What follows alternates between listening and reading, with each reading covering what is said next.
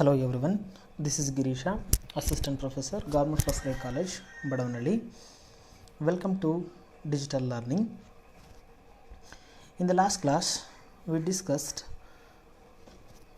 one of the important financial service that was leasing.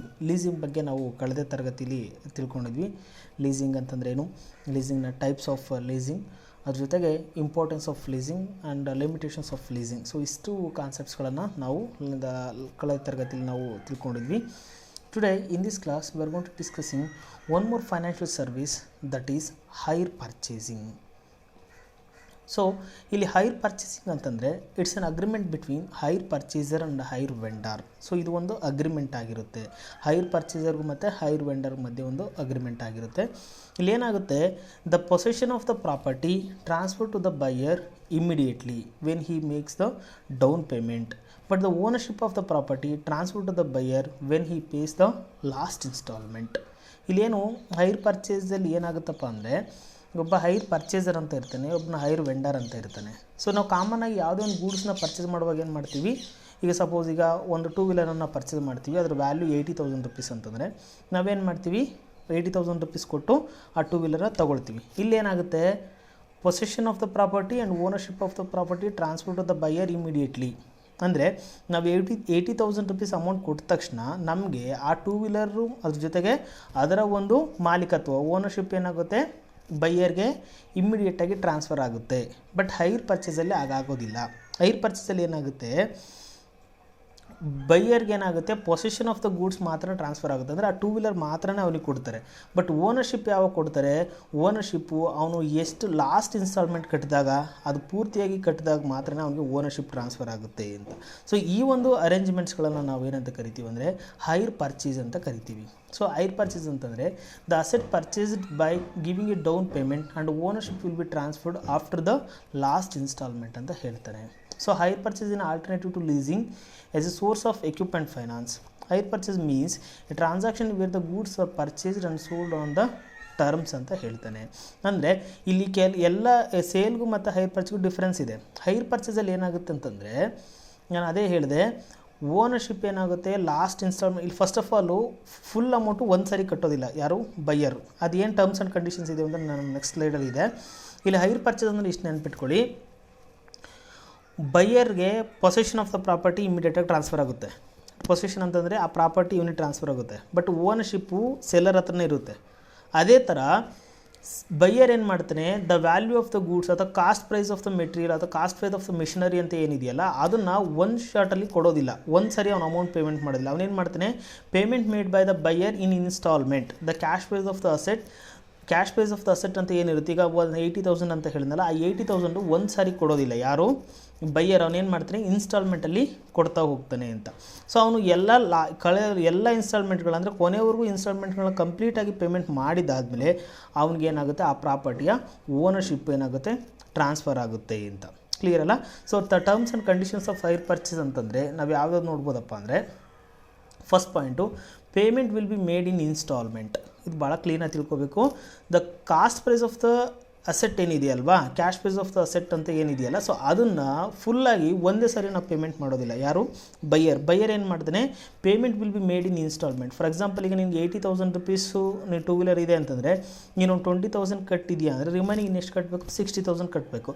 ಈ 60,000ನ ನೀನು 3 ಇನ್ಸ್ಟಾಲ್ಮೆಂಟಲ್ಲಾದರೂ ಕಟ್ಬೋದು, ಅಥವಾ 4 ಇನ್ಸ್ಟಾಲ್ಮೆಂಟಲ್ಲಾದರೂ ಕಟ್ಬೋದು, ಅಥವಾ 6 ಇನ್ಸ್ಟಾಲ್ಮೆಂಟಲ್ಲಾದರೂ ಕೂಡ ಕಟ್ಬೋದು. ನೀನು 4 ಇನ್ಸ್ಟಾಲ್ಮೆಂಟ್ ಕಟ್ತೀನಿ ಅಂದರೆ ನೀನು 4ನೇ ಇನ್ಸ್ಟಾಲ್ಮೆಂಟ್ ಕಂಪ್ಲೀಟಾಗಿ ಕಟ್ಟಿದಾದಮೇಲೆ ಓನರ್ಶಿಪ್ ಏನಾಗುತ್ತೆ, ನಿನಗೆ ಟ್ರಾನ್ಸ್ಫರ್ ಆಗುತ್ತೆ ಅಂತ. ಅಂದರೆ payment will be made in instalment, first point. Second point ಏನು ಹೇಳ್ತೇನೆ, possession of the goods is given to the buyer immediately. ಅಂದರೆ when you makes the down payment, ನೀನು ಯಾವಾಗ ಡೌನ್ ಪೇಮೆಂಟ್ ಕಟ್ತೀಯೋ ಆವಾಗಲೇ ಪೊಸೆಷನ್ ಆಫ್ ದ ಗೂಡ್ಸ್ ಏನಾಗುತ್ತೆ, ಇಮಿಡಿಯೇಟಾಗಿ transfer ಆಗುತ್ತೆ ಯಾರಿಗೆ, ಬೈಯರ್ಗೆ. ಬಟ್ ಓನರ್ಶಿಪ್ಪು ಟ್ರಾನ್ಸ್ಫರ್ ಆಗೋದಿಲ್ಲ ಅಂತ. ಅದೇ ಹೇಳ್ತಾನೆ ಅವನು, ownership transferred on the payment of last instalment. But ownership ಯಾವಾಗ ಟ್ರಾನ್ಸ್ಫರ್ ಆಗುತ್ತೆ ಅಂತ ಹೇಳ್ತಾನೆ, ಯಾವಾಗ ನೀನು ಲಾಸ್ಟ್ ಇನ್ಸ್ಟಾಲ್ಮೆಂಟ್ನ ಕಟ್ತೀಯೋ. ಲಾಸ್ಟ್ ಇನ್ಸ್ಟಾಲ್ಮೆಂಟ್ ಅಂತಂದರೆ ಈಗ 5ನೇ ಇನ್ಸ್ಟಾಲ್ಮೆಂಟ್ ನೀನು ಡೈರೆಕ್ಟಾಗಿ 5ನೇ ಇನ್ಸ್ಟಾಲ್ಮೆಂಟ್ ಕಟ್ಟಿರೋ ಓನರ್ಶಿಪ್ ಟ್ರಾನ್ಸ್ಫರ್ ಆಗೋದಿಲ್ಲ. ನೀನು 1, 2, 3, 4, 5 ಈ ಥರ ಕಂಟಿನ್ಯೂಸ್ ಆಗಿ ಏನು ಇನ್ಸ್ಟಾಲ್ಮೆಂಟ್ಗಳಿದಾವಲ್ಲ, ಎಲ್ಲ ಇನ್ಸ್ಟಾಲ್ಮೆಂಟ್ಗಳನ್ನ ಕಟ್ಟಿದಾಗ ಮಾತ್ರನೇ ಓನರ್ಶಿಪ್ ಏನಾಗುತ್ತೆ, ಟ್ರಾನ್ಸ್ಫರ್ ಆಗುತ್ತೆ ಅಂತ. ಸೊ ನೆಕ್ಸ್ಟ್ ಪಾಯಿಂಟ್ ನಾವು ನೋಡೋದಾದರೆ, the seller can acquire the goods if the buyer fails to any instalment. So ಈಗ ನಾನು 5 ಇನ್ಸ್ಟಾಲ್ಮೆಂಟಲ್ಲಿ ಯಾವುದಾದ್ರೂ ಒಂದು ಇನ್ಸ್ಟಾಲ್ಮೆಂಟ್ನ ಬೈಯರ್ ಪೇಮೆಂಟ್ ಮಾಡೋಕ್ಕಾಗಿಲ್ಲ ಅಂತಂದರೆ, ಡಿಫಾಲ್ಟ್ ಆದರೆ ಪೇಮೆಂಟ್ ಮಾಡಲಿಕ್ಕೆ ಸೆಲ್ಲರ್ ಏನು ಮಾಡ್ಬೋದು, he can acquire the property, he can seize the property ಅಂತ ಹೇಳ್ತಾರೆ. He can seize the property from the buyer ಹತ್ರ, ಬೈಯರಲ್ಲಿರೋ ಪ್ರಾಪರ್ಟಿನ ಸೆಲ್ಲರ್ ಏನು ಮಾಡ್ಬೋದು, ಸೀಸ್ ಮಾಡ್ಬೋದು. ಯಾಕೆ ಮಾಡ್ಬೋದು ಅಂತಂದರೆ ಓನರ್ಶಿಪ್ ಅವನ ಹತ್ರನೇ ಇರುತ್ತೆ. ಸೊ ಓನರ್ ಅವನಾಗಿರೋದ್ರಿಂದ ನೀನು ಯಾವುದೇ ಇನ್ಸ್ಟಾಲ್ಮೆಂಟ್ ಕಟ್ಟಿಲ್ಲ ಅಂತಂದರೆ ನೀನೇನು ಮಾಡ್ಬೋದು, ಆ ಪ್ರಾಪರ್ಟಿನ ಸೀಸ್ ಮಾಡ್ಬೋದು. ಯಾರು, ಸೆಲ್ಲರು ಅಂತ. ಓಕೆನಾ. Each instalment is treated as hire charges. Suppose ಇಲ್ಲಿ ಈಗ 5 ಇನ್ಸ್ಟಾಲ್ಮೆಂಟ್ ಇದೆ, 5 ಇನ್ಸ್ಟಾಲ್ಮೆಂಟಲ್ಲಿ ನೀನು 4ನೇ ಇನ್ಸ್ಟಾಲ್ಮೆಂಟ್ ಕಟ್ಟಿಲ್ಲ ಅಂತಂದಾಗ ಅವನೇನು ಮಾಡ್ತಾನೆ, ಪ್ರಾಪರ್ಟಿನ ಸೀಸ್ ಮಾಡ್ತಾನೆ. ಸೊ ಪ್ರಾಪರ್ಟಿ ಸೀಸ್ ಮಾಡ್ತಾನೆ, ಪ್ರಾಪರ್ಟಿ ವಾಪಸ್ ತೊಗೊಂಡು ಹೋಗ್ತಾನೆ. ಪ್ರಾಪರ್ಟಿ ವಾಪಸ್ ತೊಗೊಂಡೋದ್ಮೇಲೆ ನೀನು ಕಟ್ಟಿರೋ ಇನ್ಸ್ಟಾಲ್ಮೆಂಟ್ ವಾಪಸ್ ಕೊಡೋದಿಲ್ಲ. ಓಕೆನಾ. ಈಗ ಆಲ್ರೆಡಿ 4 ಇನ್ಸ್ಟಾಲ್ಮೆಂಟ್ ಕಟ್ಟಿದ್ದೀನಲ್ಲಪ್ಪ, ಈಗ ಸೊ ಹಾಗಾಗಿ ನಾನು ಕಟ್ಟಿರೋ ಇನ್ಸ್ಟಾಲ್ಮೆಂಟ್ ವಾಪಸ್ ಕೊಡು, ನೀವು ಪ್ರಾಪರ್ಟಿ ಹಿಂಗೆ ತಗೋ ಅಂದರೆ ಅದು ಹಂಗಾಗೋದಿಲ್ಲ. ಅಂದರೆ ನೀವು whatever the paid instalment will consider as hire charges. So each instalment treated as hire charges. ನೀನೇನು ಈ ಪ್ರಾಪರ್ಟಿ ಯೂಸ್ ಮಾಡಿದ್ಯಲ್ಲ ಅದಕ್ಕೆ ಹೈರ್ ಚಾರ್ಜಸ್ ಅಂತೇಳಿ ನೀವು ಕಟ್ಟಿರೋಂಥ ಇನ್ಸ್ಟಾಲ್ಮೆಂಟ್ಗಳನ್ನು ನಾವಿಲ್ಲಿ ಕನ್ಸಿಡರ್ ಮಾಡ್ಕೊತೀವಿ ಅನ್ನೋದು ನಾವಿಲ್ಲಿ ಅರ್ಥ ಮಾಡ್ಕೋಬೇಕು ಅಂತ. ಓಕೆನಾ. So these are all the terms and conditions of the hire purchase. So ಇಲ್ಲಿ hire purchase act 1972 defines the hire purchase agreement under which the goods were let on hire, under which the hirer has an option to purchase them in accordance with the terms of agreement under which. So ಇಲ್ಲಿ hire purchase act 1972 ಏನು specify ಮಾಡುತ್ತಪ್ಪ ಅಂದರೆ, ಏನೆಲ್ಲ hire purchase ಅಂದರೆ ಏನೆಲ್ಲ terms and conditions ಇರಬೇಕು ಅಂದರೆ ಅದನ್ನೇ ಹೇಳ್ತಾರೆ ಅವರು. ಮತ್ತು payment is to be made in instalment, payment ಇನ್ಸ್ಟಾಲ್ಮೆಂಟಲ್ಲಿ ಇರಬೇಕಾಗುತ್ತೆ. Position is delivered to the buyer at the time of entering to in agreement or contract. So contract ಯಾವಾಗ ಎಂಟರ್ ಆಗ್ತಾರೆ ಆವಾಗಲೇ ಈ ಪ್ರೊಸೆಷನ್ ಆಫ್ ದ ಪ್ರಾಪರ್ಟಿ ಏನಾಗುತ್ತೆ, transfer ಆಗಿರುತ್ತೆ. Next property in goods pass to the purchaser on the payment of last instalment. Ownership ಯಾವಾಗ transfer ಆಗುತ್ತೆ ಅಂತಂದರೆ ಬೈಯರ್ಗೆ ಲಾಸ್ಟ್ ಇನ್ಸ್ಟಾಲ್ಮೆಂಟ್ ಕಟ್ಟಿದಾಗ ಓನರ್ಶಿಪ್ ಏನಾಗುತ್ತೆ, ಟ್ರಾನ್ಸ್ಫರ್ ಆಗುತ್ತೆ ಅಂತ. Next one, each instalment treated as hire charges. ನಾನು ಆಲ್ರೆಡಿ ಹೇಳಿದೆ. So if the buyer fails to pay any instalment the seller can seize the property. ನೀನು ಯಾವುದಾದ್ರು ಇನ್ಸ್ಟಾಲ್ಮೆಂಟ್ ಕಟ್ಟಿಲ್ಲ ಅಂತಂದರೆ ಸೆಲ್ಲರ್ ಏನು ಮಾಡ್ತಾನೆ, ಆ ಪ್ರಾಪರ್ಟಿನ ಸೀಸ್ ಮಾಡ್ತಾನೆ. Whatever the paid instalment will consider as hire charges. ನಿಂಗೆ ಆಲ್ರೆಡಿ ಏನು ಕಟ್ಟಿರೋಂಥ ಇನ್ಸ್ಟಾಲ್ಮೆಂಟ್ಗಳಿದಾವಲ್ಲ ಅವುಗಳನ್ನು ನಾವು ಹೈರ್ ಚಾರ್ಜಸ್ ಅಂತೇಳಿ ಕನ್ಸಿಡರ್ ಮಾಡ್ಕೊತೀವಿ ಅಂತ. Next one, hirer is free to return the goods without being required to pay further instalment falling due after the return. Suppose ಈಗ ನೀನೊಂದು ಮಿಷನರಿ ಪರ್ಚೇಸ್ ಮಾಡಿದ್ಯಾ, 5 ತಿಂಗಳು ಅದಕ್ಕೆ ಇನ್ಸ್ಟಾಲ್ಮೆಂಟ್ ಇದೆ, ಮಂತ್ಲಿ ಇನ್ಸ್ಟಾಲ್ಮೆಂಟು. ನೀನೊಂದು 3 ತಿಂಗಳಾದಮೇಲೆ ಆ ಪ್ರಾಪರ್ಟಿ ನಿನಗೆ ಬೇಡ ಅನ್ನಿಸ್ತು, you can return the property to the machinery, you can return the property to the seller without making the further payments. ನೀನು ಯಾವುದೋ ಉಳಿದ ಇನ್ಸ್ಟಾಲ್ಮೆಂಟ್ ಕಟ್ಟದೆ ನೀನು ಏನು ಮಾಡ್ಬೋದು, ಆ ಪ್ರಾಪರ್ಟಿನ ರಿಟರ್ನ್ ಮಾಡ್ಬೋದು ಅಂತ. ಸೊ ಇಷ್ಟು ಟರ್ಮ್ಸ್ ಆ್ಯಂಡ್ ಕಂಡೀಷನ್ಸು ನಮ್ಗೆ ಎಲ್ಲಿ ಸಿಗುತ್ತೆ, ಹೈರ್ ಪರ್ಚೇಸಲ್ಲಿ ಸಿಗುತ್ತೆ. ಇಷ್ಟು ನೆನ್ಪಿಟ್ಕೊಳ್ಳಿ. Hire purchase in agreement between the hire purchaser and hire vendor. The possession of the property transfer to the buyer immediately when he enters in the agreement with the hire vendor. So ಯಾವತ್ತೂ ನಾವು hire purchaser ಅಗ್ರಿಮೆಂಟ್ಗೆ enter ಆಗ್ತಾನೆ ಅವತ್ತೇ possession of the property transfer ಆಗುತ್ತೆ. But ownership of the property transfer to the buyer when he pays the last instalment. But the payment cash price of the asset is paid by the hire purchaser in instalment. ಇಲ್ಲಿ ಒಂದು ಶಾರ್ಟಲ್ಲಿ ನಾವು payment ಮಾಡೋದಿಲ್ಲ, ಇನ್ಸ್ಟಾಲ್ಮೆಂಟಲ್ಲಿ payment ಮಾಡಬೇಕಾಗುತ್ತೆ ಅಂತ. So ಇಷ್ಟು terms and conditions ಇರುತ್ತೆ ಯಾವುದಕ್ಕೆ, hire ಪರ್ಚೇಸ್ಗೆ ಅಂತ. ಕ್ಲಿಯರಾ. ನೆಕ್ಸ್ಟು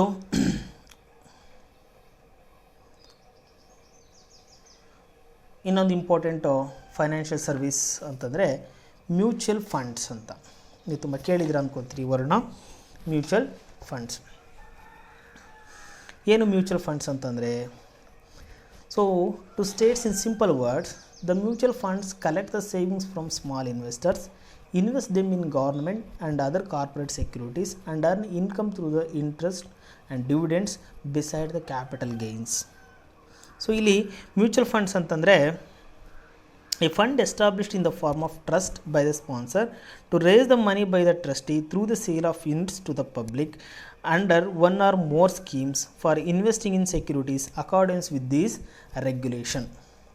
ಇಲ್ಲಿ ಮ್ಯೂಚುವಲ್ ಫಂಡ್ಸ್ ಅಂದರೆ ತುಂಬ ಸಿಂಪಲಾಗಿ ಹೇಳೋದಾದರೆ it works based on the principle of small drop of water makes a big ocean. So ಹನಿಗೆ ಸೇರಿದರೆ ಹಳ್ಳ ಅಂತ ಹೇಳ್ತೀವಲ್ಲ, ಸೊ ಆ ರೀತಿಯಾದ ಒಂದು ತತ್ವದ ಅಡಿಯಲ್ಲಿ ಕೆಲಸ ಮಾಡುವಂಥ ಒಂದು ಫೈನಾನ್ಷಿಯಲ್ ಸರ್ವಿಸ್ ಯಾವುದಪ್ಪ ಅಂದರೆ ಮ್ಯೂಚುವಲ್ ಫಂಡ್ಸ್ ಅಂತ. ಇಲ್ಲಿ ಮ್ಯೂಚುವಲ್ ಫಂಡ್ಸ್ ಅಂದರೆ ತುಂಬ ಸಿಂಪಲಾಗಿ ಹೇಳೋದಾದರೆ, ಇಲ್ಲಿ ಸ್ಮಾಲ್ ಇನ್ವೆಸ್ಟರ್ಸ್ ಇರ್ತಾರೆ, ಸ್ಮಾಲ್ ಸೇವರ್ಸ್ ಇರ್ತಾರೆ. ಸೊ ಇಲ್ಲಿ ಮ್ಯೂಚುವಲ್ ಫಂಡ್ಸ್ ಕಂಪನಿಗಳು ಏನು ಮಾಡ್ತವೆ ಅಂದರೆ ಈ ಸ್ಮಾಲ್ ಇನ್ವೆಸ್ಟರ್ಸಿಂದ, ಅಂದರೆ the investor who cannot purchase the shares and securities or who cannot invest the money in big companies, ಅಂದರೆ ಯಾರ್ಯಾರು ಇನ್ವೆಸ್ಟರ್ಸ್ ಇರ್ತಾರೆ ದೊಡ್ಡ ಕಂಪ್ನಿಗಳಲ್ಲಿ ಇನ್ವೆಸ್ಟ್ಮೆಂಟ್ ಮಾಡಲಿಕ್ಕೆ ಆಗೋದಿಲ್ಲ, ಅಥವಾ ಯಾರು ಈಕ್ವಿಟಿ ಶೇರ್ಸು ಡಿಬೆಂಚರ್ಸಲ್ಲಿ ಪರ್ಚೇಸ್ ಮಾಡಲಿಕ್ಕೆ ಆಗೋದಿಲ್ವೋ ಅಂಥ ಇನ್ವೆಸ್ಟರ್ಸ್ಗೋಸ್ಕರ ಇರುವಂಥದ್ದು ಒಂದು ಮ್ಯೂಚುವಲ್ ಫಂಡ್ಸ್. ಇದು ಇಲ್ಲಿ ಮ್ಯೂಚುವಲ್ ಫಂಡ್ಸಲ್ಲಿ ಏನಾಗುತ್ತೆ, ಸ್ಮಾಲ್ ಇನ್ವೆಸ್ಟರ್ಸ್ ಇರ್ತಾರೆ. ಸಪೋಸ್ ಈಗ ಒಬ್ಬ ವ್ಯಕ್ತಿ 100 ರೂಪೀಸ್ ಇನ್ವೆಸ್ಟ್ಮೆಂಟ್ ಮಾಡೋಕ್ಕೆ ಇಷ್ಟ ಇರುತ್ತೆ, ಒಬ್ಬನಿಗೆ ತಿಂಗಳಿಗೆ 1,000 ರೂಪಾಯಿ ಇನ್ವೆಸ್ಟ್ಮೆಂಟ್ ಮಾಡೋಕ್ಕೆ ಇಷ್ಟ ಇರುತ್ತೆ, ಒಬ್ಬನಿಗೆ ಒಂದು 500 ರೂಪಾಯಿ ಇನ್ವೆಸ್ಟ್ಮೆಂಟ್ ಮಾಡಲಿಕ್ಕೆ ಇಂಟ್ರೆಸ್ಟ್ ಇರುತ್ತೆ. ಸೊ ಇಂಥ small ಇನ್ವೆಸ್ಟರ್ಸಿಂದ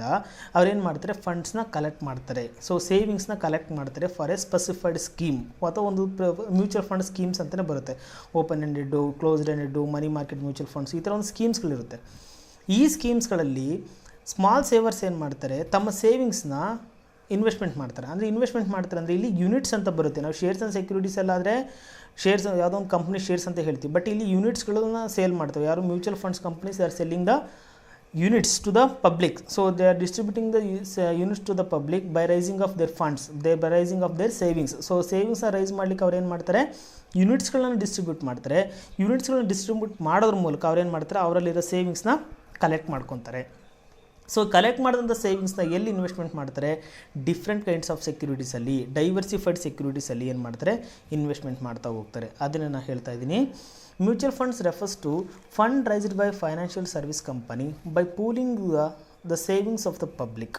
It invested in diversified portfolio with a view to spreading and minimizing of risk.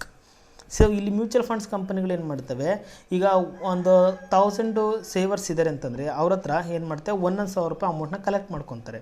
So ಅಷ್ಟು ಅಮೌಂಟನ್ನು ತೊಗೊಂಡು ಅವ್ರು ಏನು ಮಾಡ್ತಾರೆ, ಒಂದು ಡಿಫ್ರೆಂಟ್ ಕೈಂಡ್ಸ್ ಆಫ್ ಸೆಕ್ಯೂರಿಟೀಸಲ್ಲಿ ಏನು ಮಾಡ್ತಾರೆ, ಇನ್ವೆಸ್ಟ್ಮೆಂಟ್ ಮಾಡ್ತಾರೆ. ಸೊ ಅದರ 30% ಈಕ್ವಿಟಿ ಶೇರ್ಸಲ್ಲಿ, 30% ಡಿಬೆಂಚರ್ಸಲ್ಲಿ, 30% ಪ್ರಿಫರೆನ್ಸ್ ಶೇರ್ಸಲ್ಲಿ. ಅಂದರೆ ಇದೇ ಫಾರ್ಮಲ್ಲೇ ಮಾಡ್ತಾರೆ ಅಂತಲ್ಲ, ಡಿಫ್ರೆಂಟ್ ಟೈಪ್ಸ್ ಆಫ್ ಕಂಪ್ನೀಸ್ಗಳಲ್ಲಿ ಮಾಡ್ತಾರೆ. ಕೆಲವೊಂದು ಆಟೋಮೊಬೈಲ್ ಇಂಡಸ್ಟ್ರಿಗಳಲ್ಲಿ ಇನ್ವೆಸ್ಟ್ಮೆಂಟ್ ಮಾಡಿದ್ರೆ, ಕೆಲವೊಂದು ಎಲೆಕ್ಟ್ರಾನಿಕ್ ಗೂಡ್ಸ್ಗಳನ್ನ ಪ್ರೊಡ್ಯೂಸ್ ಮಾಡೋ ಕಂಪ್ನಿಗಳು ಮಾಡ್ತವೆ, ಕೆಲವೊಂದು ಸಾಫ್ಟ್ವೇರ್ ಇಂಡಸ್ಟ್ರಿಗಳಲ್ಲಿ ಇನ್ವೆಸ್ಟ್ಮೆಂಟ್ ಮಾಡ್ತಾರೆ, ಅಥವಾ ಕೆಲವೊಂದು ಟೆಕ್ಸ್ಟೈಲ್ ಇಂಡಸ್ಟ್ರಿಗಳಲ್ಲಿ ಇನ್ವೆಸ್ಟ್ಮೆಂಟ್ ಮಾಡ್ತಾರೆ. ಅಂದರೆ ಈ ಥರ ಡೈವರ್ಸಿಫೈಡ್ ಸೆಕ್ಯೂರಿಟೀಸಲ್ಲಿ ಇನ್ವೆಸ್ಟ್ಮೆಂಟ್ ಮಾಡ್ತಾರೆ. ಮ್ಯೂಚುವಲ್ ಫಂಡ್ಸ್ನ ಮೇನ್ ಸ್ಟ್ರೆಂತ್ ಏನಂತಂದರೆ ಇಲ್ಲಿ ಪೋರ್ಟ್ಫೋಲಿಯೋ ಆಫ್ ಇನ್ವೆಸ್ಟ್ಮೆಂಟ್ ನಮಗೆ ಸಿಗುತ್ತೆ. ಪೋರ್ಟ್ಫೋಲಿಯೋ ಮ್ಯಾನೇಜ್ಮೆಂಟ್ ಅಥವಾ ಪೋರ್ಟ್ಫೋಲಿಯೋ ಇನ್ವೆಸ್ಟ್ಮೆಂಟ್ ಅಂತ ನಾವೇನು ಕರಿತೀವಲ್ಲ, ಸೊ ಈ ಪೋರ್ಟ್ಫೋಲಿಯೋ ಇನ್ವೆಸ್ಟ್ಮೆಂಟ್ ಬೆನಿಫಿಟ್ಟು ಯಾರಿಗೆ ಸಿಗುತ್ತೆ, ಸೇವರ್ಸ್ಗೆ ಸಿಗುತ್ತೆ. ಸಪೋಸ್ ಈಗ ನಾನೊಬ್ಬ ಕಾಮನ್ ಮ್ಯಾನ್ ಆಗಿದ್ದೀನಿ ಅಂತಂದರೆ ನನಗೆ ಗೊತ್ತಿರೋದಿಲ್ಲ ಎಲ್ಲಿ ಇನ್ವೆಸ್ಟ್ಮೆಂಟ್ ಮಾಡಿದ್ರೆ ನನಗೆ ಪ್ರಾಫಿಟ್ ಬರುತ್ತೆ ಅಥವಾ ಲಾಸ್ ಆಗುತ್ತೆ, ಅಥವಾ ನನಗೆ ಎಷ್ಟು ರಿಟರ್ನ್ಸ್ ಬರುತ್ತೆ ಅಂತ. ಬಟ್ ಇಲ್ಲಿ ಮ್ಯೂಚುವಲ್ ಫಂಡ್ಸ್ ಕಂಪನಿಗಳು ಏನು ಮಾಡ್ತವೆ, ಸೊ ಇವರು ಡಿಸೈಡ್ ಮಾಡ್ತಾರೆ which is the best investment combination. So ಯಾವುದು ಬೆಸ್ಟ್ ಇನ್ವೆಸ್ಟ್ಮೆಂಟ್ ಕಾಂಬಿನೇಷನ್ ಇದೆ, ಬೆಸ್ಟ್ ಇನ್ವೆಸ್ಟ್ಮೆಂಟ್ ಪೋರ್ಟ್ಫೋಲಿಯೋ ಇದೆ ಅನ್ನೋದನ್ನು ಡಿಸೈಡ್ ಮಾಡಿ, based on that scheme they are going to collecting savings from the small ಇನ್ವೆಸ್ಟರ್ಸಿಂದ ಏನು ಮಾಡ್ತಾರೆ, ಸೇವಿಂಗ್ಸ್ನ ಕಲೆಕ್ಟ್ ಮಾಡಿ ಅವ್ರು ಏನು ಮಾಡ್ತಾರೆ, ಇನ್ವೆಸ್ಟ್ಮೆಂಟ್ ಮಾಡ್ತಾ ಹೋಗ್ತಾರೆ. ಸೊ ಇದರಿಂದ ಬೆನಿಫಿಟ್ ಏನಾಗುತ್ತಪ್ಪ ಅಂತಂದರೆ, ನಮಗೆ ಡೈವರ್ಸಿಫೈಡ್ ಸೆಕ್ಯೂರಿಟೀಸಲ್ಲಿ ಇನ್ವೆಸ್ಟ್ಮೆಂಟ್ ಮಾಡ್ತೀವಿ. ಸಪೋಸ್ ಈಗ ನೀನು ಒಂದು ಮ್ಯೂಚುವಲ್ ಫಂಡ್ ಸ್ಕೀಮಲ್ಲಿ ಒಂದು ಯೂನಿಟ್ಸ್ನ ಪರ್ಚೇಸ್ ಮಾಡಿದ್ಯಾ ಅಂದರೆ, ಅದು 1,000 ರೂಪೀಸ್ದು ಒಂದು ಯೂನಿಟ್ನ ಪರ್ಚೇಸ್ ಮಾಡಿದ್ಯಾ ಅಂದರೆ, ನಿನ್ನ 1,000 ರೂಪೀಸು 100 ಕಂಪ್ನಿಲಿರೋ ಶೇರ್ಸಲ್ಲಿ ಡೈವರ್ಸಿಫೈಡ್ ಆಗಿರ್ಬೋದು. ಅರ್ಥ ಆಯಿತಾ? ಸೊ 1,000 ರೂಪಾಯಿ ಶೇರ್ಸ್ನ ನೀವು 1,000 ರೂಪಾಯಿ ಕೊಟ್ಟು ಒಂದು ಶೇರ್ನ ತೊಗೊಂಡ್ರೆ ಒಂದು ಕಂಪ್ನಿ ಮಾತ್ರ ಶೇರ್ ಬರುತ್ತೆ. ಬಟ್ ನೀವು 1,000 ರೂಪೀಸ್ ಯೂನಿಟ್ಸ್ನ ತೊಗೊಂಡ್ರೆ ಅದು ಮೇ ಬಿ 10ರಿಂದ 15 ಕಂಪ್ನಿಗಳಲ್ಲಿ ಡಿಸ್ಟ್ರಿಬ್ಯೂಟ್ ಆಗಿರ್ಬೋದು, ಅಥವಾ 10ರಿಂದ 15 ಕಾಂಬಿನೇಷನ್ ಆಫ್ ಸೆಕ್ಯೂರಿಟೀಸಲ್ಲಿ ಡಿಸ್ಟ್ರಿಬ್ಯೂಟ್ ಆಗಿರ್ಬೋದು. Shares, preference shares, debentures, bonds, ಮತ್ತು ಡಿಪಾಸಿಟ್, ಈ ಥರ ಡಿಫ್ರೆಂಟ್ ಟೈಪ್ಸ್ ಆಫ್ ಸೆಕ್ಯೂರಿಟೀಸಲ್ಲಿ ಇನ್ವೆಸ್ಟ್ಮೆಂಟ್ ಮಾಡಿರ್ಬೋದು. ಸೊ ಹಾಗಾಗಿ ಯೂನಿಟ್ಸ್ಗೂ ಶೇರ್ಸ್ಗೂ ನಾವು ಕಂಪೇರ್ ಮಾಡಲಿಕ್ಕೆ ಆಗೋದಿಲ್ಲ. ಶೇರ್ಸ್ ಅಂದರೆ ಒಂದು ಕಂಪ್ನಿ ಶೇರ್ಸ್, ಬಟ್ ಯೂನಿಟ್ಸ್ ಅಂತಂದರೆ ಮ್ಯೂಚುವಲ್ ಫಂಡ್ಸಲ್ಲಿ ಸೇಲ್ ಮಾಡುವಂಥ ಒಂದು ಸರ್ಟಿಫಿಕೇಟ್ ಆಗಿರುತ್ತೆ ಅಂತ. ಓಕೆನಾ? ಸೊ ಮ್ಯೂಚುವಲ್ ಫಂಡ್ಸ್ ಅಂದರೆ ಇಷ್ಟು. ಅಂದರೆ ಮ್ಯೂಚುವಲ್ ಫಂಡ್ಸ್ ಅಂದರೆ these are the financial institution which collect the savings from the investors and make the that savings into investment in the diversified securities. So ಆ ಥರ ಸೇವಿಂಗ್ಸ್ ಏನು ಕಲೆಕ್ಟ್ ಮಾಡ್ಕೊಂಡಿರ್ತಾರೆ ಅದನ್ನು diversified ಸೆಕ್ಯೂರಿಟೀಸಲ್ಲಿ investment ಮಾಡ್ತಾ ಹೋಗ್ತಾರೆ. ಸೊ ಇದರಿಂದ ಏನಾಗುತ್ತೆ, it will helps to the investors that will reduce the risk and maximise their return. So ರಿಸ್ಕ್ನ ಕಡಿಮೆ ಮಾಡುತ್ತೆ ಮತ್ತು ರಿಟರ್ನ್ಸ್ ಏನು ಮಾಡುತ್ತೆ, ಜಾಸ್ತಿ ಮಾಡುತ್ತೆ ಅಂತ. ಸೊ ಇಷ್ಟು ನಮಗೆ ಮ್ಯೂಚುವಲ್ ಫಂಡ್ಸ್ ಬಗ್ಗೆ ನಾವು ತಿಳ್ಕೊಬೇಕಾಗಿರೋ ವಿಷಯ. ಸೊ ಹಾಗಾಗಿ ನೆಕ್ಸ್ಟ್ ನೋಡೋದಾದರೆ types of funds or classification of funds. So types of ಫಂಡ್ಸಲ್ಲಿ ಫಸ್ಟ್ ನಮಗೆ ಸಿಗುವಂಥದ್ದು ಕ್ಲೋಸ್ಡ್ ಎಂಡೆಡ್ ಫಂಡ್. ಸೊ ಅದರ ಹೆಸರಲ್ಲೇ ನಮ್ಗೆ ಅರ್ಥ ಆಗುತ್ತೆ ಆ ಫಂಡ್ ನೇಚರ್ ಏನು ಅಂತ. So under this scheme the corpus of fund and its durations are prefixed. In other words, the corpus of fund and number of units are predetermined in advance. Once a subscription reaches the predetermined level, the entry of investors is closed. For example, ಇಲ್ಲಿ ಯಾವುದೋ ಒಂದು fund ಇದೆ ಅಂದರೆ XYZ ಅನ್ನೋದು ಒಂದು fund ಇದೆ ಅಂತಂದರೆ ಈ ಫಂಡ್ನ ಮ್ಯಾಕ್ಸಿಮಮ್ ವ್ಯಾಲ್ಯೂ ಎಷ್ಟು ಅಂತ ಮೊದಲೇ ಡಿಸೈಡ್ ಮಾಡಿರ್ತಾರೆ. ಒಂದು 10 ಕೋಟಿ ಒಂದು 10 crores ಅಂತ ಡಿಸೈಡ್ ಮಾಡಿದರೆ 10 crores ಕೂಡ ಏನು ಸಬ್ಸ್ಕ್ರಿಪ್ಷನ್ ಬರುತ್ತೆ 10 crores ಕೂಡ ವೆಯ್ಟ್ ಮಾಡ್ತಾರೆ. ಅದರ ಡ್ಯೂರೇಷನ್ ಆಗಿರ್ಬೋದು, maximum corpus of the fund maximum limit ಆದರೂ ಡಿಸೈಡ್ ಮಾಡಿರ್ತಾರೆ. Once the 10 crores are reached, the entry of investment will be closed. So ಒಂದು ಸರಿ ನೀವು 10 ಕೋಟಿ ಕಲೆಕ್ಟ್ ಆಯಿತು ಅಂದರೆ ಆ ಪರ್ಟಿಕ್ಯುಲರ್ ಸ್ಕೀಮಲ್ಲಿ 10 ಕೋಟಿ ಕಲೆಕ್ಟ್ ಆಗಿದೆ ಅಂತಂದರೆ ಆ ಎಂಟ್ರಿ ನೆಕ್ಸ್ಟ್ ನೀವು ಯಾವುದೇ ಕಾರಣಕ್ಕೂ ಕೂಡ ಯಾವುದೇ ಯೂನಿಟ್ಸ್ಗಳನ್ನು ಆ ಸ್ಕೀಮಿಂದ ಪರ್ಚೇಸ್ ಮಾಡೋಕ್ಕಾಗಲ್ಲ. ಅರ್ಥ ಆಯ್ತು? ಅದನ್ನೇ ಹೇಳ್ತಾರೆ ಅವರು, ಏನು the subscription reaches in the predetermined level the entry of investors is closed. So ಒಂದು ಸಾರಿ ನೀವು ಮ್ಯಾಕ್ಸಿಮಮ್ ಲಿಮಿಟ್ನ ರೀಚ್ ಆಯಿತು ಅಂತಂದರೆ ಆ ಫಂಡ್ ಏನಾಗುತ್ತೆ, ಆ ಸ್ಕೀಮ್ ಏನಾಗುತ್ತೆ, ಕ್ಲೋಸ್ ಆಗುತ್ತೆ. ನೆಕ್ಸ್ಟ್ ನೀವು ಫರ್ದರ್ ಇನ್ವೆಸ್ಟ್ಮೆಂಟ್ ಮಾಡೋಕ್ಕಾಗೋದಿಲ್ಲ. ಅದನ್ನು ನಾವು ಕ್ಲೋಸ್ಡ್ ಎಂಡೆಡ್ ಫಂಡ್ ಅಂತ ಕರಿತೀವಿ. ಓಕೆನಾ? ಇಲ್ಲಿ corpus of the fund and duration of the funds are prefixed, ಮೊದಲೇ ಡಿಸೈಡ್ ಆಗಿರುತ್ತೆ. ಸಪೋಸ್ ಈಗ 10 ಲಕ್ಷ ಅಂತಂದರೆ 10 ಲಕ್ಷದಲ್ಲಿ 1 ಲಕ್ಷ ನಮ್ಗೆ ಯೂನಿಟ್ಸ್ಗಳನ್ನ ಡಿಸ್ಟ್ರಿಬ್ಯೂಟ್ ಮಾಡ್ತಿದ್ದೀವಿ ಅಂದರೆ 1 ಲಕ್ಷ ಯೂನಿಟ್ಸ್ನ ಒಬ್ಬನೇ ಯಾರಾದರೂ ಒಬ್ಬ ಸೇವರು ಒಬ್ಬ ಇನ್ವೆಸ್ಟರ್ ಪರ್ಚೇಸ್ ಮಾಡಿದಂದರೆ ಆ ಸ್ಕೀಮಲ್ಲಿ ಕ್ಲೋಸ್ ಆಗುತ್ತೆ. ನೆಕ್ಸ್ಟ್ ನಾನು ಎಷ್ಟೇ ಅಮೌಂಟ್ ಕೊಡ್ತೀನಿ ಅಂದರೂ ಆ ಸ್ಕೀಮಲ್ಲಿ ಯಾವುದೇ ಯೂನಿಟ್ಸ್ಗಳನ್ನ ಪರ್ಚೇಸ್ ಮಾಡೋಕ್ಕಾಗೋದಿಲ್ಲ. ಓಕೆನಾ? ಇದು ಕ್ಲೋಸ್ಡ್ ಎಂಡೆಡ್ ಫಂಡ್. ಕ್ಲಿಯರಾ? ಸೊ ನೆಕ್ಸ್ಟ್ ನೋಡೋದಾದರೆ ನೆಕ್ಸ್ಟ್ ಫೀಚರ್ಸ್ ಏನಾದರೂ ನೋಡಿದ್ರೆ ಆ fund the period target of amount of the fund is definite and fixed. So ಇಲ್ಲಿ ಪೀರಿಯಡ್ ಆಫ್ ಫಂಡು ಮತ್ತು maximum limit of the fund corpus of the fund prefixed, ಮೊದಲೇ decide ಆಗಿರುತ್ತೆ ಅಂತ ನಾನು ಹೇಳಿದೆ. Once the period is over, their target is reached, the doors is closed for the investor. They cannot purchase any more units. So ಒಂದು ಸರಿ ನೀನು investment maximum level reach ಆಯಿತು ಅಂತಂದರೆ ನೀವು ಇನ್ವೆಸ್ಟ್ಮೆಂಟ್ ಆಪರ್ಚುನಿಟಿ ಏನಾಗುತ್ತೆ, ಕ್ಲೋಸ್ ಆಗುತ್ತೆ. ನೆಕ್ಸ್ಟ್ ನೀವು further purchase ಮಾಡಲಿಕ್ಕೆ ಆಗೋದಿಲ್ಲ ಅಂತ. So next units are publicly traded through the stock exchanges and generally there is no repurchase facility by the fund. ಒಂದು ಸಾರಿ ನೀನು ಯೂನಿಟ್ಸ್ಗಳನ್ನ ಪರ್ಚೇಸ್ ಮಾಡಿದ್ಯಾ ಅಂತಂದರೆ these units are publicly traded. So ಈ ಯೂನಿಟ್ಸ್ಗಳನ್ನ ಸ್ಟಾಕ್ ಎಕ್ಸ್ಚೇಂಜಸಲ್ಲಿ ಟ್ರೇಡ್ ಮಾಡಲಿಕ್ಕಾಗುತ್ತೆ. ರೀಪರ್ಚೇಸ್ ಮಾಡೋ ಫೆಸಿಲಿಟಿ ಇರೋದಿಲ್ಲ. ಯಾವುದು ಮ್ಯೂಚುವಲ್ ಫಂಡ್ ಕಂಪನಿಯಿಂದ ರೀಪರ್ಚೇಸ್ ಮಾಡೋ ಫೆಸಿಲಿಟಿ ಇರೋದಿಲ್ಲ. ನಮಗೇನು ಸಿಗುತ್ತೆ, ಓನ್ಲಿ ಸ್ಟಾಕ್ ಎಕ್ಸ್ಚೇಂಜ್ಗಳಲ್ಲಿ ನಾವೇನು ಮಾಡ್ಬೋದು, ಇದನ್ನ ರೀಸೇಲ್ ಮಾಡ್ಬೋದು. ನಿಮಗೆ ಬೇಡ ಅಂತ ನೀವೇನು ಮಾಡ್ಬೋದು, ಬೇರೆಯವ್ರಿಗೆ ರೀಸೇಲ್ ಮಾಡ್ಬೋದು. The main objective of this fund is capital appreciation. ಇಲ್ಲಿ ನಮಗೆ ರೆಗ್ಯುಲರ್ ಇನ್ಕಮ್ಗಿಂತ ಕ್ಯಾಪಿಟಲ್ ಅಪ್ರಿಸಿಯೇಷನ್ ತುಂಬ ಇಂಪಾರ್ಟೆಂಟ್ ಆಗಿರುತ್ತೆ. ಸೊ ಕ್ಯಾಪಿಟಲ್ ಅಪ್ರಿಸಿಯೇಷನ್ ಆಬ್ಜೆಕ್ಟಿವ್ ಇಟ್ಕೊಂಡು ನಾವು ಇಲ್ಲಿ ಏನು ಮಾಡ್ತೀವಿ, ಇನ್ವೆಸ್ಟ್ಮೆಂಟ್ ಮಾಡಿರ್ತೀವಿ ಅಂತ. At the time of redemption of entire investment pertaining to the closed ended fund is liquidated and proceeds are distributed among their units holder. So ಒಂದು ಸರಿ ಮ್ಯಾಕ್ಸಿಮಮ್ ಲೆವೆಲಿಗೆ 10 years 15 years ಅದು ಮ್ಯಾಕ್ಸಿಮಮ್ ಪೀರಿಯಡ್ನ ಮೆಚುರಿಟಿ ಪೀರಿಯಡ್ ಆದಮೇಲೆ ಅದನ್ನೇನು ಮಾಡ್ತಾರೆ, return ಮಾಡ್ತಾರೆ, ಅಂದರೆ disinvestment ಮಾಡ್ತಾರೆ. ಅದನ್ನು ವಾಪಸ್ ತೆಗೆದು ಲಿಕ್ವಿಡೇಟ್ ಮಾಡ್ತಾರೆ. ಆ ಸ್ಕೀಮ್ನ ಲಿಕ್ವಿಡೇಟ್ ಮಾಡಿ ಅದ್ರ ಬೆನಿಫಿಟ್ಸ್ ಏನಿರುತ್ತೆ ಬೇಸ್ಡ್ ಆನ್ ಯೂನಿಟ್ ಹೋಲ್ಡರ್ಸ್ಗೆ ಅದನ್ನೇನು ಮಾಡ್ತಾರೆ, ಡಿಸ್ಟ್ರಿಬ್ಯೂಟ್ ಮಾಡ್ತಾರೆ ಅಂತ. ಕ್ಲಿಯರಾ? ಸೊ ನೆಕ್ಸ್ಟ್ ಫೀಚರ್ನ ನೋಡೋದಾದರೆ the investor point of view it may attract more taxes. So ಇಲ್ಲಿ ಕ್ಯಾಪಿಟಲ್ ಅಪ್ರಿಸಿಯೇಷನ್ ಆಗಿರೋದ್ರಿಂದ ಟ್ಯಾಕ್ಸ್ ರೇಟ್ ನಿಮಗೆ ಜಾಸ್ತಿ ಆಗುತ್ತೆ ಅಂತ. ಕ್ಯಾಪಿಟಲ್ ಅಪ್ರಿಸಿಯೇಷನ್ ಜಾಸ್ತಿ ಅಮೌಂಟ್ ನಿಮಗೆ ರಿಸೀವ್ ಆಗುತ್ತೆ. ಸೊ ಜಾಸ್ತಿ ಅಮೌಂಟ್ ರಿಸೀವ್ ಮಾಡ್ಕೊಂಡ್ರೆ ನೀವು ಜಾಸ್ತಿ ಟ್ಯಾಕ್ಸ್ನ ಕಟ್ಟಬೇಕಾಗುತ್ತೆ ಅಂತ. ಕ್ಲಿಯರಾ?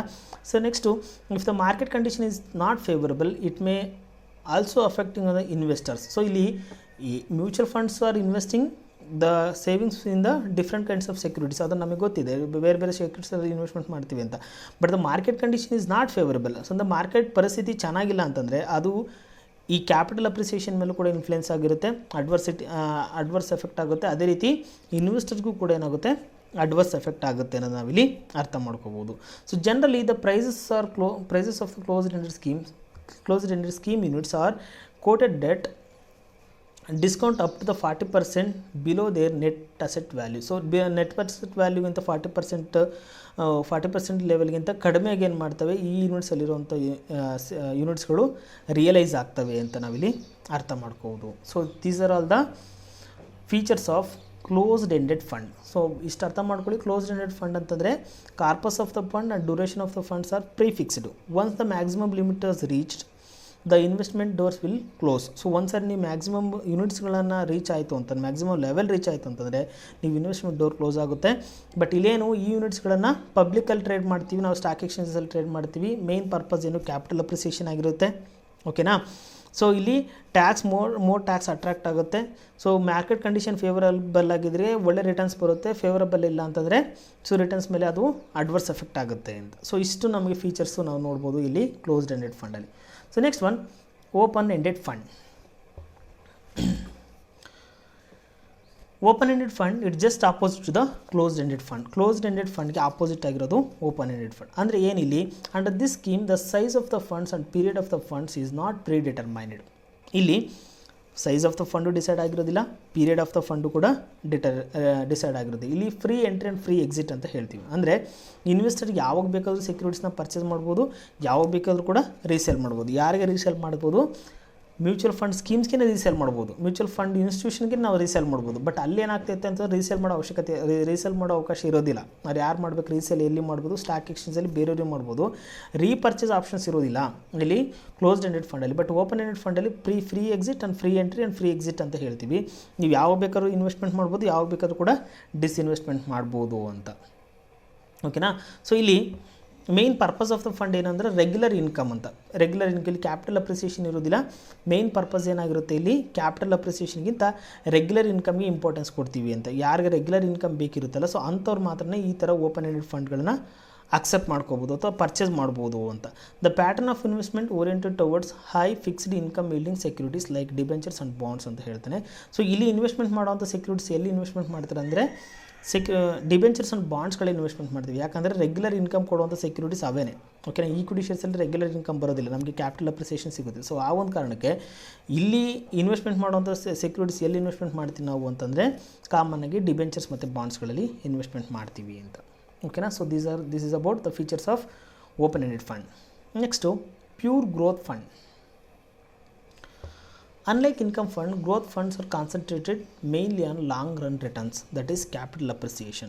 ಸೊ ಇಲ್ಲಿ ಯಾರು ಇನ್ವೆಸ್ಟ್ಮೆಂಟ್ ಮಾಡಬೇಕಪ್ಪ ಅಂದರೆ ಕ್ಯಾಪಿಟಲ್ ಅಪ್ರಿಸಿಯೇಷನ್ ಯಾರು ಎಕ್ಸ್ಪೆಕ್ಟ್ ಮಾಡ್ತಾರಲ್ಲ, ಸೊ ಅವ್ರು ಇನ್ವೆಸ್ಟ್ಮೆಂಟ್ ಮಾಡಲಿಕ್ಕೆ ಇರೋವಂಥ ಫಂಡ್ಸ್ ಇದು.